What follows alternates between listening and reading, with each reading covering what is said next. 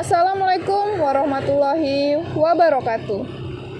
Pengadilan Agama yang merupakan pengadilan tingkat pertama bertugas dan berwenang memeriksa, memutus, dan menyelesaikan perkara-perkara di tingkat pertama antara orang-orang yang beragama Islam di bidang perkawinan, pewarisan, wasiat, dan hibah yang dilakukan berdasarkan hukum Islam, serta wakaf dan sedekah sebagaimananya. Nah, sekarang aku dan teman-teman nih lagi sama Bapak Erpan SHMH. Nah, Pak, terima kasih sudah meluangkan waktunya untuk mengobrol santai dengan kita. Nih Pak, ada beberapa pertanyaan dari kita dan khususnya juga dari teman-teman yang nonton video kita, edukasi yang ada di video kita. Kata Bapak kan minimal batas untuk melakukan pernikahan usia anak tuh 19 tahun. Bisakah anak yang usianya belum mencapai 19 tahun untuk menikah? Jadi dalam ketentuan peraturan perundang-undangan yang sudah direvisi atau diamandemen, bahwa bagi anak yang ingin menikah itu usianya harus 19 tahun. Baik itu laki-laki atau perempuan. Berbeda dengan ketentuan yang sebelumnya. Kalau ketentuan yang sebelumnya di Undang-Undang Nomor 1 Tahun 74, itu bagi perempuan usianya 16 tahun sudah boleh menikah. Untuk laki-laki 19 tahun. Akan tetapi dengan adanya amandemen undang-undang tersebut mengharuskan, jadi bukan sunnah tapi harus, mengharuskan bagi perempuan yang ingin menikah 19 tahun, demikian juga laki-laki usianya 19 tahun. Jadi semuanya harus sama. Dan mereka yang kurang umur otomatis kalau dia ingin menikah, pasti kantor urusan agama akan menolak mereka untuk dinikahkan di kantor urusan agama. Karena apa? Karena memang batas usia yang ditentukan oleh undang-undang itu belum terpenuhi. Nah, seperti itu. Nih Pak, kenapa pemerintah membuat peraturan bahwa batas menikah itu harus 19 tahun? Menurut Bapak kira-kira kenapa ya? Supaya teman-teman yang penasaran juga tahu jawabannya. Nah, nih teman-teman saksikan. Jadi pemerintah mengharuskan bagi anak yang ingin menikah harus usianya 19 tahun. Karena apa? Karena dari segi reproduksi, anak yang sudah usia 19 tahun itu lebih matang untuk melakukan reproduksi. Yang kedua, dalam usia 19 tahun itu dari segi kematangan mentalnya, dia lebih matang dan cara berpikirnya sudah dinilai lebih matang daripada anak-anak yang masih usianya 16 tahun. Sehingga banyak sekali terjadi anak-anak yang menikah di bawah umur itu rentan sekali terjadi yang namanya perceraian. Dan jika perceraian itu terjadi, maka yang menjadi efek buruk dari perceraian itu adalah sendiri anak-anak mereka.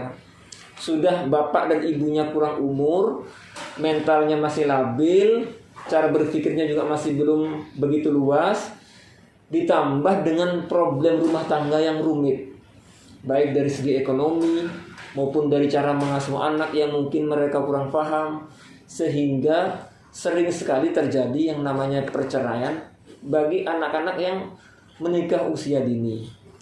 Sehingga masyarakat itu diminta atau diperintahkan oleh undang-undang supaya jangan menikahkan anak yang masih di bawah umur. Kemudian yang berikutnya, kita dan pemerintah pada umumnya mengurangi yang namanya stunting. Nah, karena stunting itu sangat efek dan dampaknya sangat buruk sekali buat generasi kita. Nah, oleh karena itu, pemerintah beserta stakeholder yang ada menyusunlah sebuah aturan perundang-undangan yang mengharuskan bagi anak yang ingin menikah itu usianya harus 19 tahun. Nah, itu salah satu alasan kenapa kok harus 19 tahun, Pak. Nah, itu salah satunya, seperti itu. Berarti pernikahan dini ini sangat berkaitan dengan perceraian ya Pak ya, karena mereka tadi masih labil yang terutama. Terus kata Bapak banyak cara pola pikir mereka yang kurang dewasa, bisa dibilang kurang dewasa. Iya. Kalau boleh tahu itu disebabkan oleh apa ya Pak? Iya. Jadi yang jelas usia ini juga menjadi salah satu penentu kematangan seseorang. Ya. Salah satu, meskipun itu bukan mutlak, tapi usia itu menjadi salah satu penentu kematangan seseorang.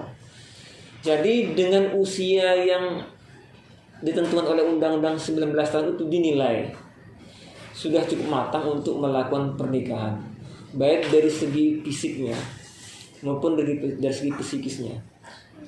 Oleh karena itu, pemerintah bukan menghendaki bahwa dia hanya matang secara psikis aja, tapi fisiknya juga harus matang juga. Karena itu terkait dengan kelahiran maupun anak-anak yang akan dilahirkan nanti. Nah Pak, kalau ngelihat contoh Nini Aman nih Pak, supaya teman-teman juga tahu, kan Nini Aman nih ngebet banget pengen nikahin Aman. Sedangkan kemarin kita kebetulan juga ikut ke KUA, terus disuruh ke pengadilan agama supaya dapat surat dispensasi di pengadilan agama. Kalau boleh tahu Pak, surat dispensasi itu apa Pak? Baik, sebenarnya istilahnya bukan surat dispensasi ya, tapi istilahnya itu dalam hukum tuh dispensasi nikah istilahnya. Nah, gitu. Jadi dispensasi itulah izin yang diberikan oleh pengadilan bagi mereka yang ingin menikah, tapi umurnya masih belum mencukupi usia yang telah ditentukan oleh peraturan perundang-undangan. Jadi kalau dia ingin menikah, harus memperoleh dispensasi nikah dari pengadilan agama bahwa ia boleh menikah meskipun umurnya masih belum cukup umur. Berarti ada kemungkinan kalau di bawah umur tuh masih boleh menikah ya Pak? Masih bisa menikah. Kira-kira syaratnya yang bisa menentukan yang di bawah umur nih, teman-teman yang di bawah umur boleh menikah itu apa aja Pak? Kriterianya? Baik, jadi dalam ketentuan Undang-Undang Nomor 16 tahun 2019 itu dijelaskan bahwa pengadilan dapat tuh berarti bukan harus, dapat ya, memberikan izin kepada mereka yang belum cukup umur untuk menikah dengan alasan adalah apa? Dengan alasan faktor yang sangat mendesak untuk menikah. Dan di dalam penjelasannya itu, faktor yang sangat mendesak untuk menikah itu salah satunya adalah dalam keadaan hamil. Sehingga kalau seseorang itu sudah hamil kan otomatis dia mau tidak mau harus menikah. Karena kalau dia tidak dinikahkan nanti anaknya ibu dan bapaknya tidak lengkap kan. Nah, jadi dia hanya punya ibu aja, bapaknya nggak ada.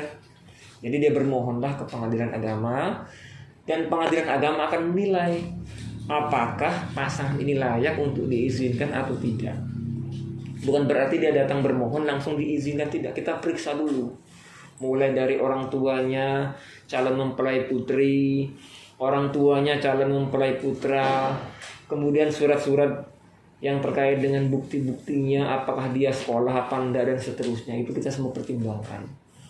Dari pertimbangan itulah kemudian keluar namanya penetapan apakah dia diperbolehkan menikah apa enggak. Jadi kalau dia sudah memperoleh, dia bisa langsung ke KUA untuk menyampaikan bahwa dia sudah memperoleh izin dari pengadilan, bahwa pengadilan telah mengizinkan dia untuk menikah. Berarti itu yang menikah di bawah umur tercatat juga, kalau dengan alasan Bapak tadi bisa tercatat secara negara? Bisa. Jadi KUA bisa menikahkan pasangan tersebut meskipun di bawah umur kalau sudah ada penetapan pengadilan yang mengizinkan bahwa anak tersebut boleh untuk menikah. Sehingga pernikahannya menjadi pernikahan yang resmi, bukan pernikahan yang siri atau pernikahan di bawah tangan. Nah, gitu. Ya, terima kasih Pak sekali lagi. Sama-sama. Nah Pak, ada pesan-pesan nggak buat teman-teman, khususnya subscriber dari tim Lini Aman Official? Baik, terima kasih. Salam dari saya, dari Ketua Pengadilan Agama, bagi adik-adik semua yang usianya masih belum cukup umur atau belum memenuhi usia yang ditentukan oleh peraturan perundang-undangan, saya menghimbau supaya menunda terlebih dahulu perkawinannya.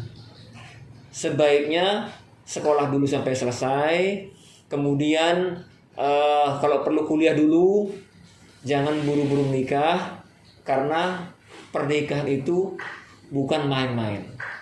Pernikahan itu adalah sesuatu yang sakral dan sesuatu yang tidak sembarang bisa dilakukan oleh siapapun juga. Karena pernikahan itulah menjadi pintu kebahagiaan atau pintu kesengsaraan bagi mereka yang salah memilih. Demikian teman-teman, dan saya harap anak-anak Indonesia ke depan semakin maju, pintar, dan cerdas.